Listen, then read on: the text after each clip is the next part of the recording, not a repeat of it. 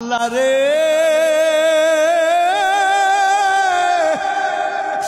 এই গুনাহগুলি নিয়া তোমার দরবারে কেমন করে হাজির হব আল্লাহ বড় ভয় লাগে অন্তরের ভিতরে বড় ভয় জাগে গো আল্লাহ।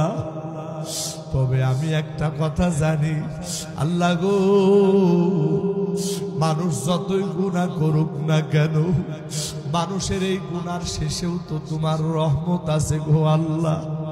আল্লাহ আমি শুনেছি মানুষের গুনাহ যতই বড় হোক না কেন আল্লাহ মানুষের গুনাহ থেকেও নাকি তোমার রহমতের দরিয়া আরো বিশাল। ও গো মালিক জীবনে তোমার সিজদা দেই না, জীবনে তোমার ইবাদত বন্দেগী করি না আল্লাহ। বলতে বড় লজ্জা লাগে কিন্তু তুমি ছাড়া তো আমার আর কেউ নাই গো আল্লাহ। আল্লাহ এই নাফরমান বান্দার প্রতি তুমি একটু দয়া করো না। এই কথা বলিয়া ওই যুবক ভাইটা কান্নাকাটি করে। ওই মা জননী সন্তানের এই বেহাল দশা দেখে মাও কান্নাকাটি করে।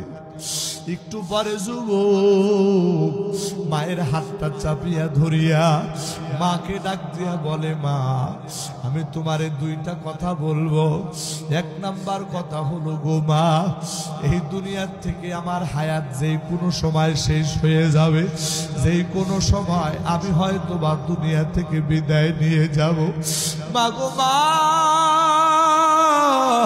দুনিয়াতে মানুষ মারা গেলে কোন মুসলমানের কবরস্থানে দাফন করা হয়। ও মা আমি মারা যাওয়ার পর আমারে কোন মুসলমানের কবরে দাফন করিও না। আমি যে কত বড় পাপী গো মা, আমার পাপের কারণে কবরের মানুষদের আযাব বেড়ে যাবে। ও গো মা তোমারে দুইটা ওসিয়ত কইরা যায়। এক নাম্বার ওসিয়ত আমার মৃত্যুর পরে তুমি আমারে মুসলমানদের কবরে দাফন করবা না। দুই নাম্বার ওসিয়ত ও মা এই দুনিয়ার সব থেকে নিকৃষ্ট প্রাণী হলো কুকুর। যদি কুকুর মারা যায় ওই কুকুরের গলা মানুষ রশি লাগাইয়া ওই কুকুরে টানতে টানতে যেমন ময়লার ডাস্টবিনের ভিতরে ফালায় দিয়ে আসে। ও গো মা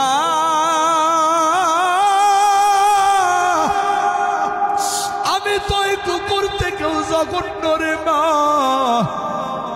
ওই নিকৃষ্ট প্রাণী থেকেও আমি আরো জঘন্য গো মা। আমার মৃত্যুর পরে আমার গলার ভিতরে রশি টানায়া ওই নিকৃষ্ট প্রাণী কুকুরের মতো টানতে টানতে নিয়ে যাইবা। এলাকার ভিতরে সব থেকে ময়লার বড় ডাস্টবিনের জায়গা, ওই ময়লার ডাস্টবিনের ভিতরে তুমি আমারে ফালাইয়া দিয়া দিবা। আমার প্রাণের ভাইয়েরা একজন মা সন্তানের মুখের এই কথা শুনিয়া মা বরদাস্ত করতে পারে না, আল্লাহরে ডাক দিয়া বলে, আল্লাহ